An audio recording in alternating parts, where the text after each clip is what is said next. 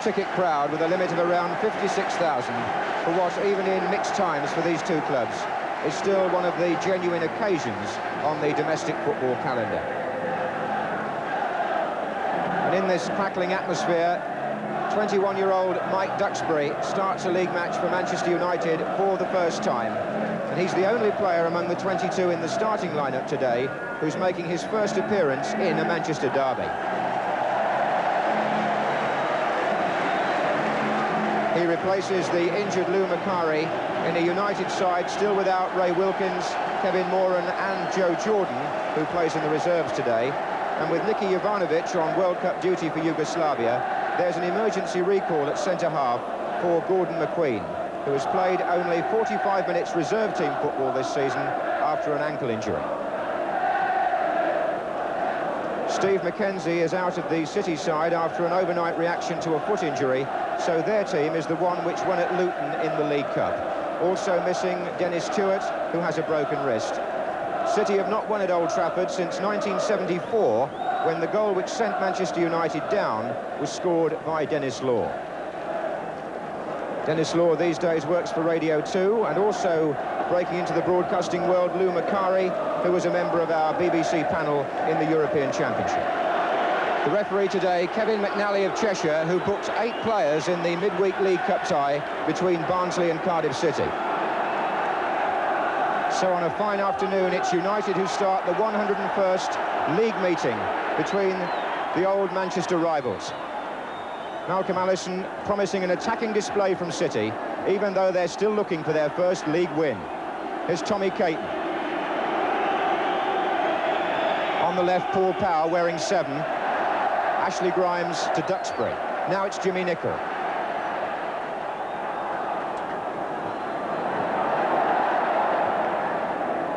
Thomas. Oh, given away to Bennett. And that was Gordon McQueen's first touch. And I honestly don't feel, I don't think he does either, that Gordon McQueen is anything like match fit. Malcolm Allison on the end of the row, Tony Book on his inside. Foul by Caton on Greenough. Reed didn't retreat 10 yards and was spoken to by the referee.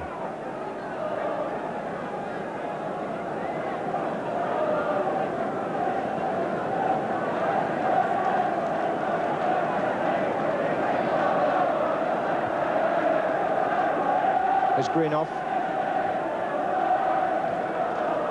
Coppell's in there. So is Duxbury. McElroy. Oh, off the legs and Coppell. Coppell!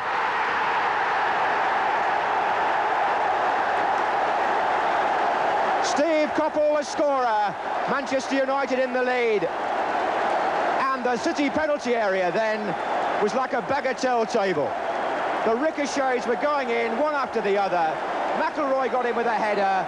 Coppell tried the first shot, and when it came back yet again, Coppell smacked it in. 31 minutes gone, and Steve Coppell scores his second goal of the season.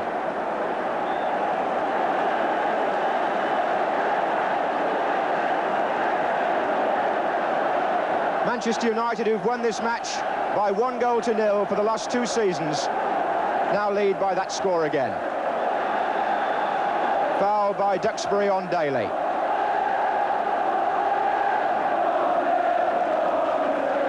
And it's the Stretford end packed with United fans as Manchester City prepare to make a substitution, and David Bennett hasn't recovered from the tackle by Arthur Albiston, and we're going to see Segru when we can get him on. Paul Segru, signed from Nuneaton Borough towards the end of last season, played in the last City win actually in the league, the last game of last season against Ipswich, and he's going to come on in place of David Bennett.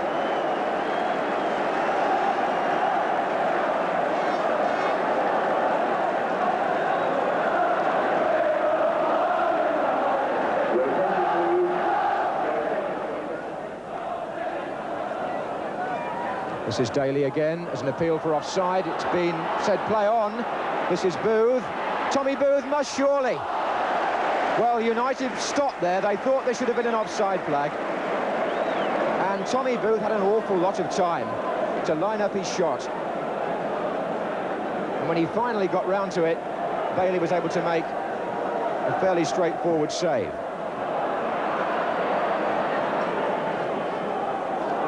Here's Booth again. Bailey. Oh, that's a good challenge by Mickey Thomas. Here's Coppell. McIlroy in the centre, Greenough and Thomas being joined by Coppell now. Low into Coppell. Thomas, good save by Corrigan. Thomas, who scored from that similar position in this match last year.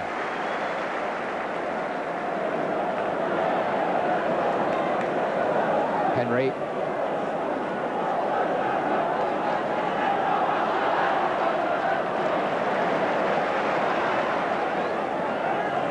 Nicol finding Greenough accurately. Duxbury, and certainly there's some confidence about United for the moment. Coppell on the run, and the ball was out.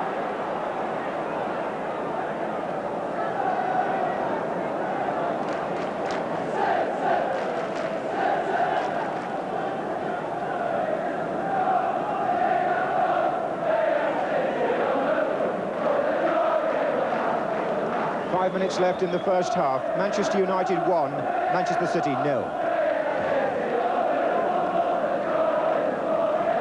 Free kick, McQueen again from the back on Reeves.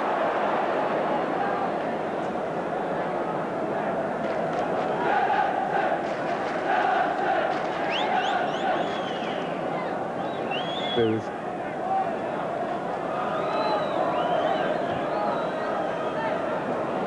Power. Caton is well forward here. This is Segru. And that's also a foul. And Gordon McQueen having the problems with his timing that perhaps you might have expected on his first appearance at this level this season. They're not vicious fouls. They're normally a case of just being a little late. But referee Kevin McNally decides that for the number of fouls McQueen has committed, the yellow card is in order. So now two Manchester United defenders, McQueen and Orbiston, have both got to be very careful about offending again. Daly with the kick. That's Reeves up with Nicol. That's Tony Henry. This is Roger Palmer. Deflection off McQueen.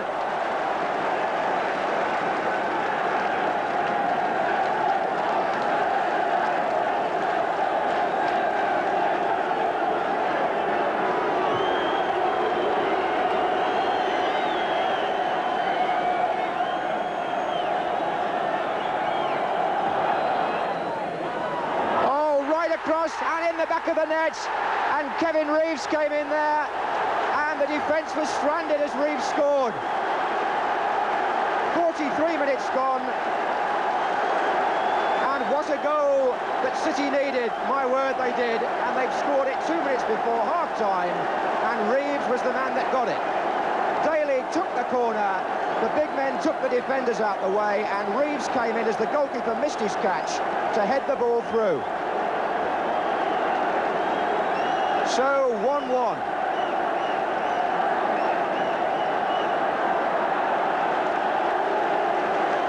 And it's the turn of the City fans to celebrate. There's Orbiston. They're onside. Oh, there's a great chance here. Thomas has got two in the middle. And Greenough has blazed the ball over the bar. And he's such a good volleyer of a ball normally, Jimmy Greenough. And Thomas had almost too many options. They were queuing up in the centre because they'd beaten the offside trap. One of City's Achilles' heels is when they failed to play the offside properly, and when Thomas's cross came in, Duxbury left it for Greenough, who he thought was better placed, and Greenough skied it.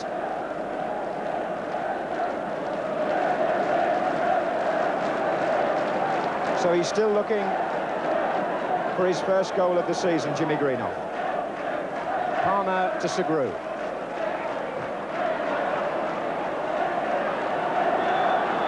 Free kick, and at the same time, half-time. with the ground full of noise after a very entertaining spell in which City came back to equalise. Steve Coppell's 31st minute goal for Manchester United. They drew level when Kevin Reeves scored following a corner 2 minutes before half-time. So it's set up now for what could be a thrilling second half.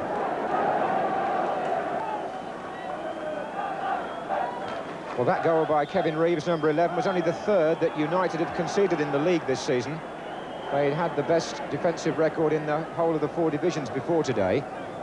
Although from the dressing room at half-time, there were 1 or 2 complaints from United players about possible pushing in the penalty area when that goal was scored. But it's 1-1, and it's City now playing from right to left. Henry with the throw. There's Ranson. Henry, and away by McQueen. That was Orbiston.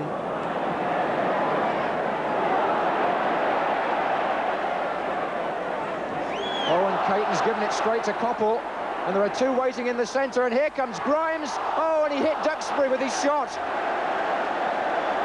How ironic can you get? Grimes shot, and Duxbury's still picking himself up in the penalty area. On the break, it's Power. Well, that mistake by Tommy Caton could have been so costly. It put Coppell in possession. Coppell sensibly pulled it back to one of the 2 players waiting, but the shot by the first, Grimes, hit the second, Duxbury. Otherwise, it may well have been 2-1. Reed.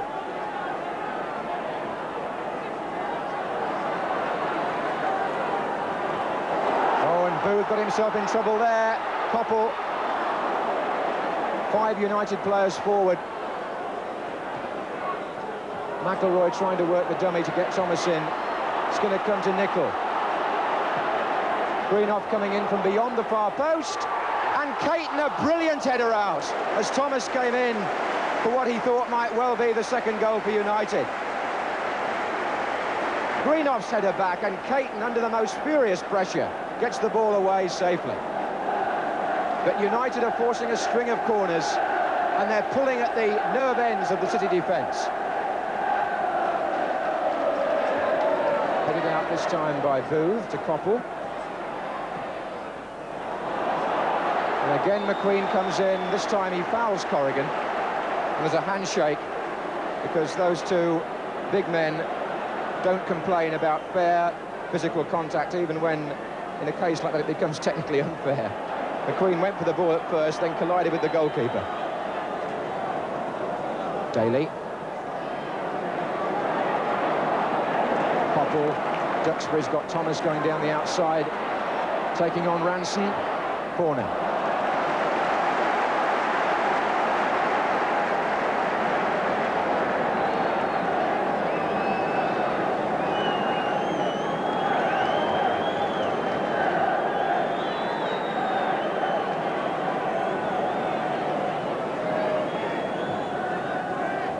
Away by Booth. Arthur Orbiston coming in. Oh, I say! Offside, was it? The referee has disallowed the goal. He stood there and pointed to the spot for no goal at first, but he's going to have a word with his linesman. Oh, it's been given. Arthur Orbiston, his first goal ever for Manchester United in a senior match. And it comes in the derby, and a yellow card's been shown to Paul Segru for arguing. And somebody else has come across now, Paul Power, to the linesman. Arthur Orbiston's shot fizzed through into the corner of the net. Initially, referee McNally appeared to signal for an infringement.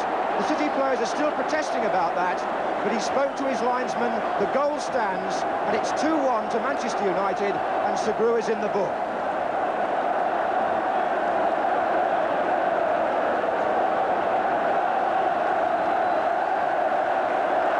So again, events turn against Malcolm Allison's team as Grimes gets the ball for United and finds Coppell. Grimes again. Nicol. Greenoff is coming in on this. In fairness to Manchester United, they've had nearly all the play in the second half, and on that basis, you can't deny them the lead. So Malcolm Allison sees his side go behind for the second time in the match. David Bennett there, who was playing at the start and was taken off injured, just standing up. That's a foul by Ashley Grimes on Nicky Reed. And a substitution now by Manchester United. Mike Duxbury is coming off, and the Irish international Tom Sloan is coming on. Applause for the contribution of Duxbury, who played in place of Macari, number 10. So a taste of the big match atmosphere for Tom Sloan. Caton with the kick. Booth is coming in. Koppel. And McElroy is free on the left, and they've got three in the centre if he can get the ball in. Grimes has gone to the left now, and Sloan to the right. Orbiston, Thomas. Right back, and Greenoff. The ball went underneath his foot. Sloan half won it back. Not Greenoff's day in front of goal.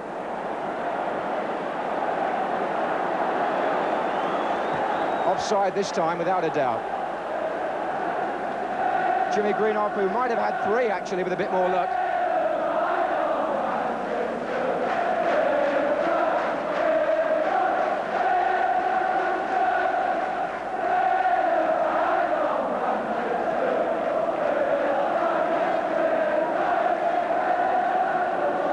Well, these derby matches, always great occasions, and it's very compelling to be inside a ground like Old Trafford when the atmosphere is as high as this. Grimes to Sloan. Down the line is Greenoff. Koppel is in the centre. Sloan. It's McElroy. Here comes Mickey Thomas. The shot was blocked. Thomas! Saved by Corrigan. Thomas! How many more times? Good stop from Mickey Thomas, who had three attempts in quick succession and finally forced a corner to be taken by Steve Koppel. He's played it back to Grimes. That was Reeves winning it from Koppel with 10 minutes to go, and City 2-1 down. And Palmer makes a break from midfield, and look at the pace of Palmer. He's beaten Buchan, and Buchan tries to get back, and Palmer in the end was under so much stress that he put it wide. Buchan was beaten for pace initially. He might well be saying, where was the support in the defence? But he did enough to put Palmer off when it came to the final shot. And that's partly what good defending is about. And the defender penalised there was Tommy Caton.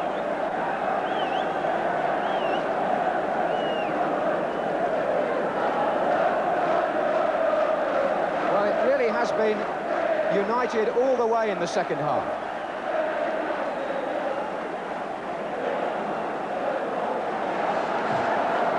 Nicol curling it in. Up goes Koppel. In comes Grimes. And Thomas is going to beat Corrigan to this. And look where Corrigan is now. Playing right back, isn't he? Oh, he's right out of his goal. Orbiston puts it in. And Tommy Booth clears it. And he's still not back. Nicol! It's all happening here. Nicol was quite right to shoot because Corrigan even then hadn't regained his ground.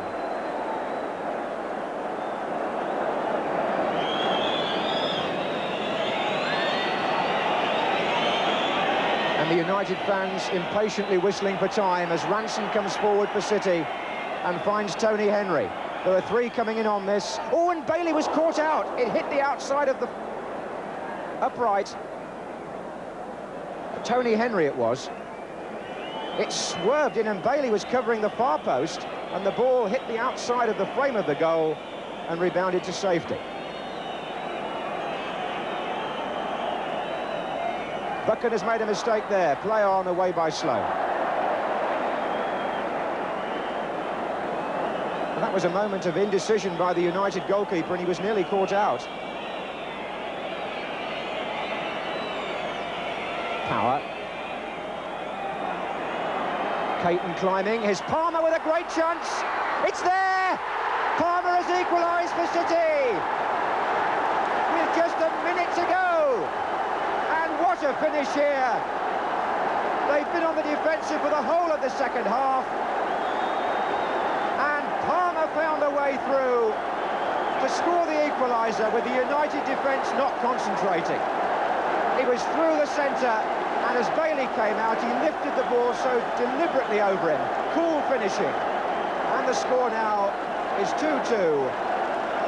And the City of Manchester is equally divided once more. Because it looks as though the teams will share the points after all. Or will City do even better? Daly looks for Reeves.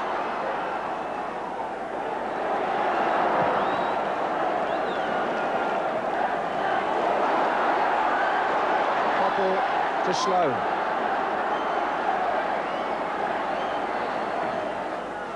Away by Booth, and then even more emphatically by Reed.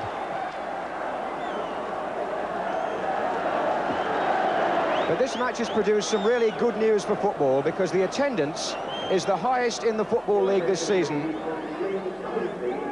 Up on the scoreboard, 55,926. And that beats by about 1,600 the previous highest for the Manchester United-Middlesbrough match on the opening day of the season.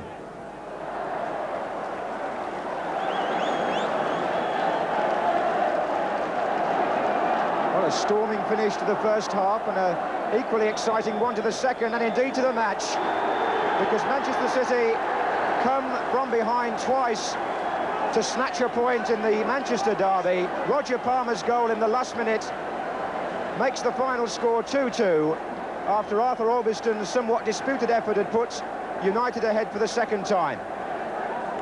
No complaints here about the entertainment, the excitement. For the sake of the peace of the city, a draw perhaps the best result. And the match fittingly was watched by the biggest Football League crowd of the season. And they've all got something to be satisfied about at the end. Manchester United 2, Manchester City 2. City still looking for their first win in the league, but they won't be complaining about saving a point here. Now for our mini-match, and the visit of Fulham, relegated last season, to Portsmouth, newly promoted to Division 3. We join the match in the first half. Portsmouth, playing from left to right, are in the white shorts. Your commentator at Fratton Park, Tony Gubber. McLaughlin, he'll hoist this surely, looking for the big men up front. Perrin's there. Bryant, oh, nice control. But he wasn't fouled according to referee Mr. King. This is Beck. Beck tries one, and that's the best effort of the match so far. John Beck. A bit surprised to be given space to get in the shot, and Miller had to make a good save.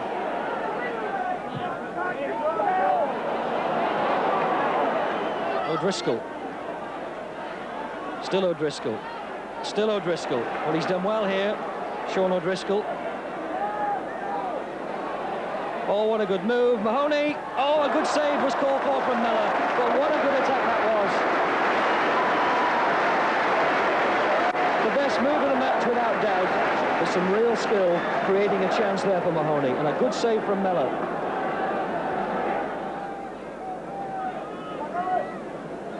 So Fulham now with this corner quickly taken by Beck. And it's in, is it? Oh, off the line by Brisley. But what a clever back heel by Davis. But Gordon Davis, the Welshman, showing real anticipation there. With his back to goal, Mellor was beaten, and Brisley had to clear with his head. Well, those were the closest goal-scoring efforts in the first half. We rejoin the match now in the second half. Rodgers with the corner. It's time for the near post. Hazelwood's underneath. Well, it hasn't gone yet. It's still in play. Gary Peters. Oh, it's a good ball for Davis to chase. Mellor's come a long way and uses the head. Well, unorthodox, but nonetheless effective. Rodgers hustled out of it, but unfairly.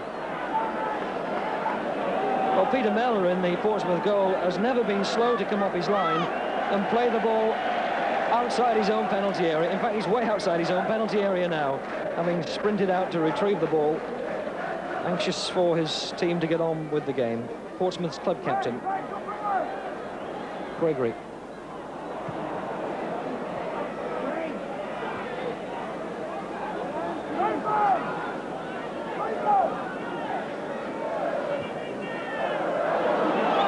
Laidlaw, this is Perrin. Gregory, he's got a shot. Oh!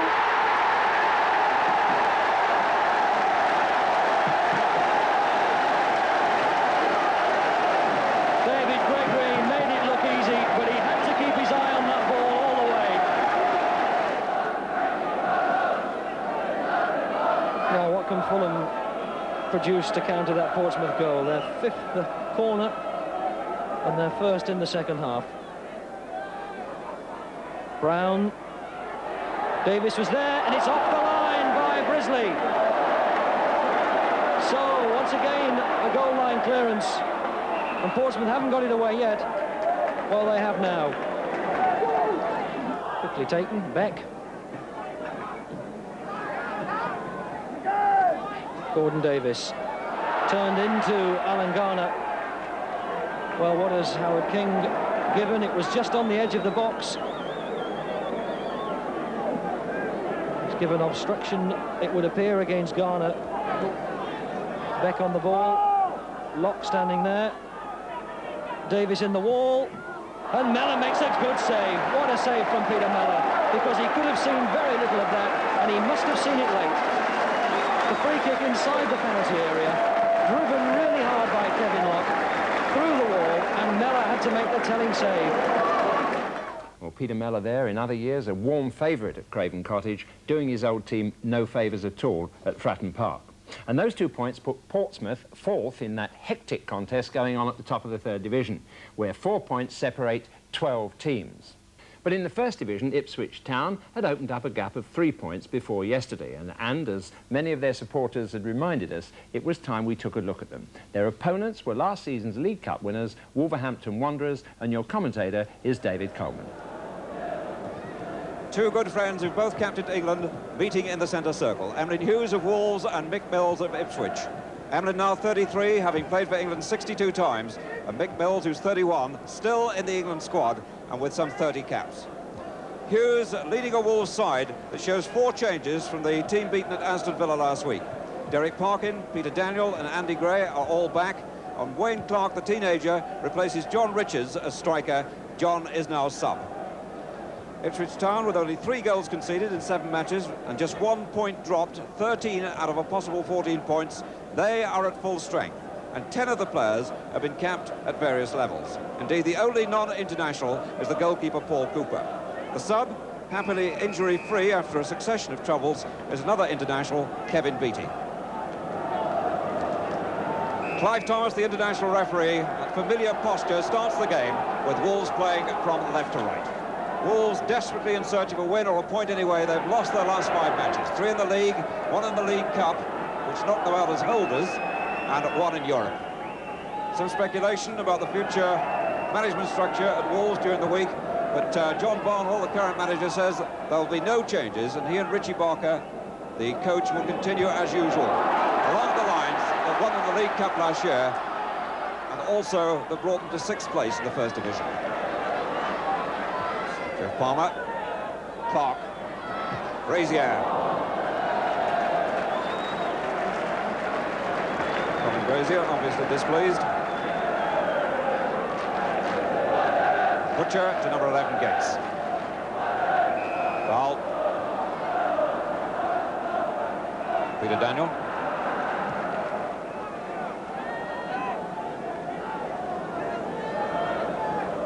Mick Mills to Butcher. Along the back 4 to Burley, with Osmond being missed out. It's Mariner. Right under pressure straight away from the Uruguayan Villazan. That's Gray.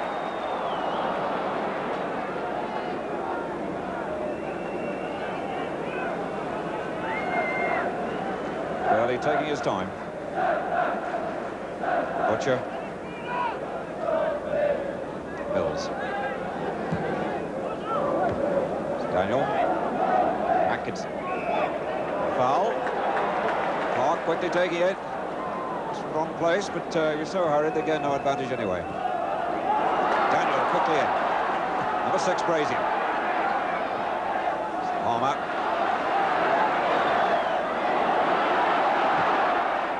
Clark. Gray was pretty behind him, but stopped by Osmond. Atkinson. Hugh Atkinson again in the move. Born in Dublin, just establishing himself with the league side last season and now brought in for the last 2 matches.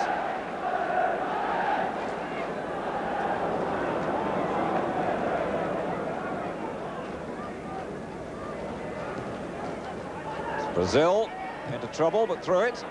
And again. Number 8, Muren. Parkin settling for safety.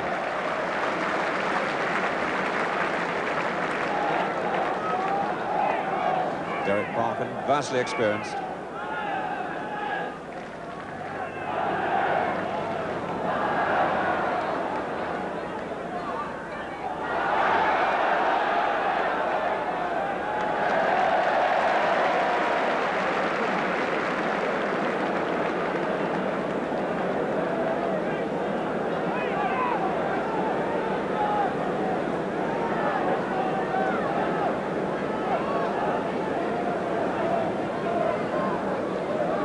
Here's the kick. Gray with a flick, that's a good one. On to Wayne Clark, and chance here for Wolves. And just delayed a rather long time. Cooper got to it, and they've got a corner out of it. What a real chance there for Wayne Clark. Flicked on, Clark was there feeding off it. Cooper out very quickly, and Clark hit him. Peter Daniel with a corner. Defender there plays Cooper under pressure, and a corner on the other side. The ball hanging in the air, and it was flicked back by one of the Ipswich defenders, and Cooper knocked it over the top for another corner. Peter Daniel, number 4.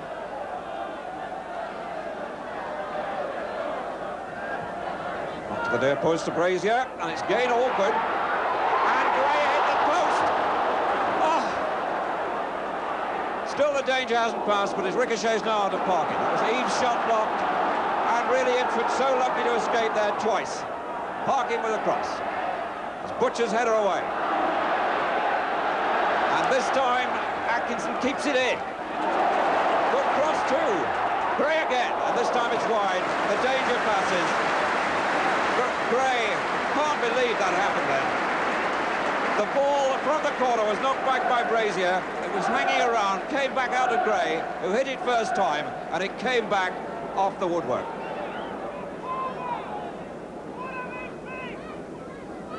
Calls for McMills to play it. Again, a lot of movement up from the Ipswich front runners. It's Muren on to Brazil, who's onside. Side Brazier. Just touched away by Vidazan. Now Marida. Burley. Gates. Still in play. Brazil 1-0, and they've got in front after being in defence for most of the match. Well, that's the way it goes when a side struggling. Wolves really have been putting the pressure on for most of the match, but now Ipswich get a goal with the ball squeezed back by little Eric Gates, who's so elusive. Knocked back to Alan Brazil, who fires it into the corner. 29 minutes gone, and the league leaders unbeaten so far this season. Ipswich lead Wolves by 1-0. Daniel for Wolves.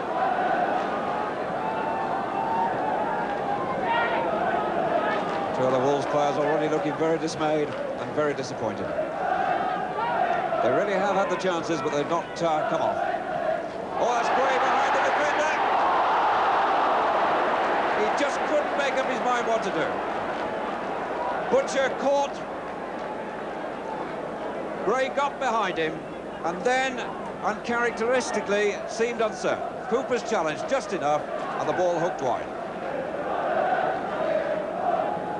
Willison's header. It's blocked. Brazier, Muren got to it first, though, and a throw to Wolves. Villazan. Gray. Enormous pressure and foul by Butcher.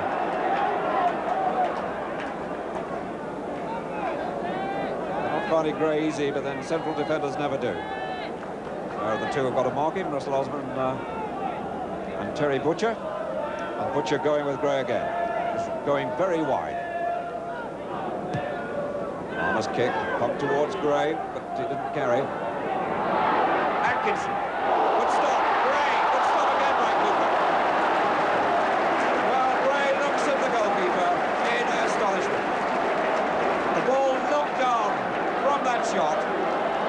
Following up there was Gray, and again he couldn't snap it up, thanks to Cooper's quick reaction.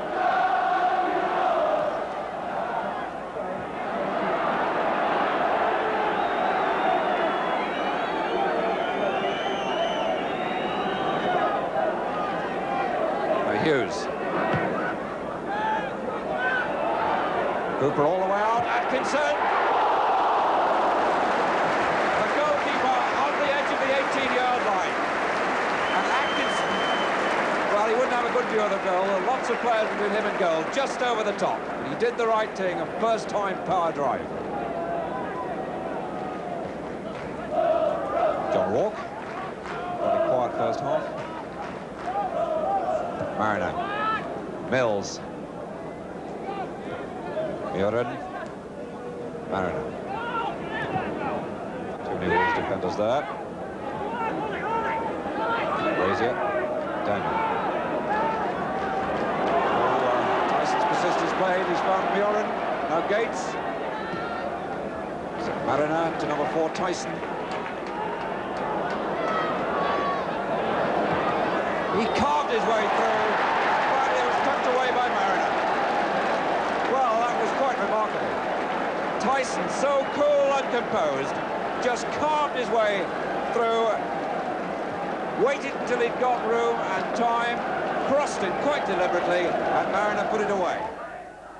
This almost casual Ipswich side, Wolves wasted their first half chances, and they went into the second half still 2-0 down. Gray tried to lay it back, but just failed. Mariner is onside. Flag stayed down. Parkin.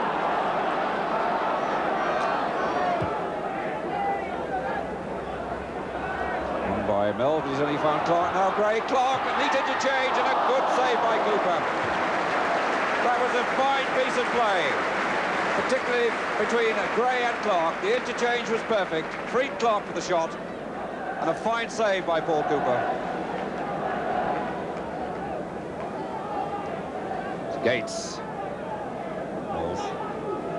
Muren. Walk. Malaise.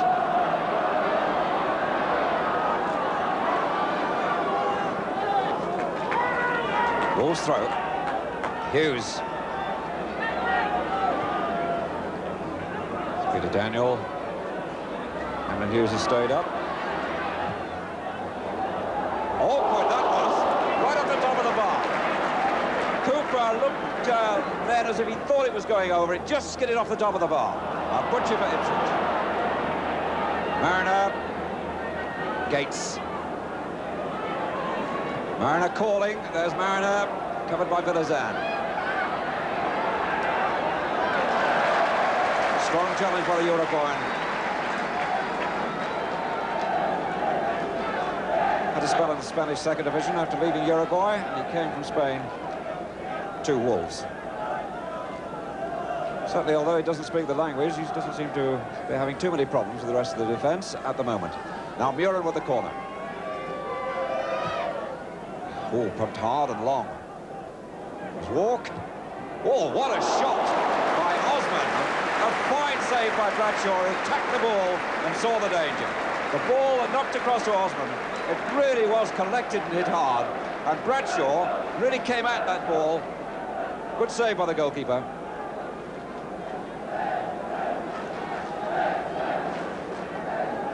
Now Mills with the corner.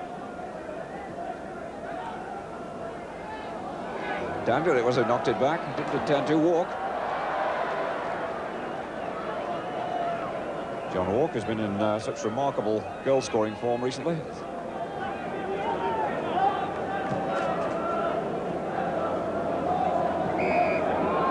Foul by Osman on Clark. I think he just twisted his knee slightly as he went down as well.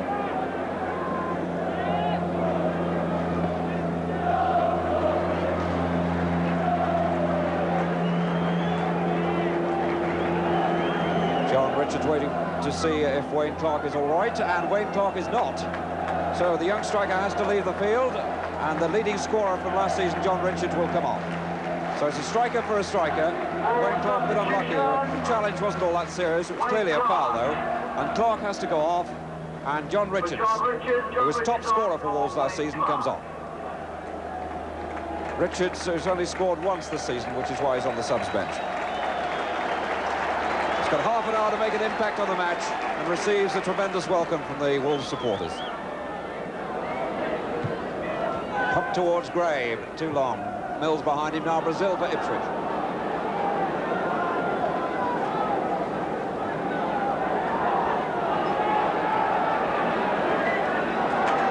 Blocked by Villazan. Brazier. Villazan's gone tearing forward.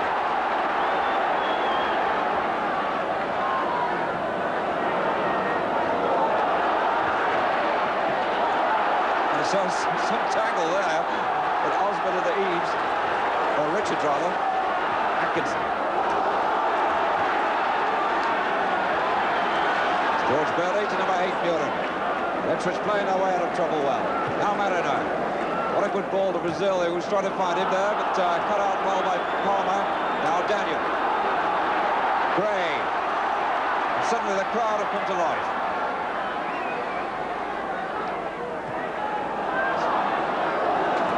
To Wolves.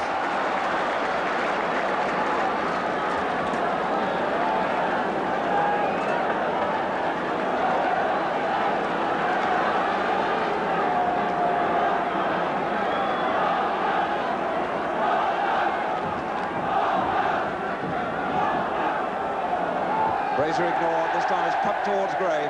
Gray's header.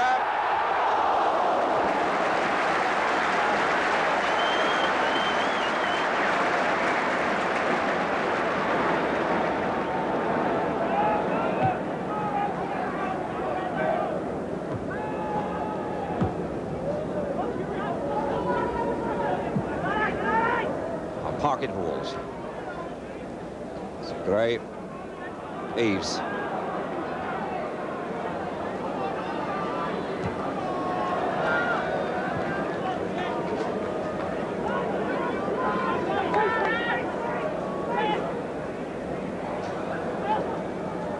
Eves again.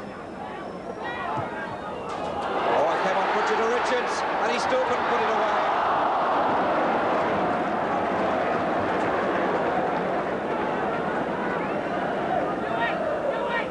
Difficult times for the Wolves manager John Barnwell and coach Richie Barker.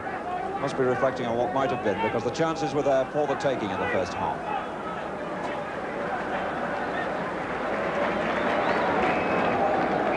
And there's the final whistle with 3 minutes of injury time played. 2-0 win for Ipswich, the league leaders. They remain unbeaten. A composed and calm performance by the league leaders, with the confidence of Wolves evaporating after those misses in the first half. So Wolves and their manager, John Barnwell, leave the field, and John Barnwell looking pretty grim. That's the Wolves' 6th defeat in succession. They had the chances in the first half, they didn't put them away, and they got a lesson in finishing from Ipswich. Well, as David said, it might all have been so different if Wolves had capitalised on that sort of sleepy start that Ipswich made to that game. And Bobby Robson, no doubt, will be sorting out whether it was supreme confidence, complacency, or even tension because of that 3, now 4-point lead. But at 60 yards, and only Butcher, Beattie and Osman in the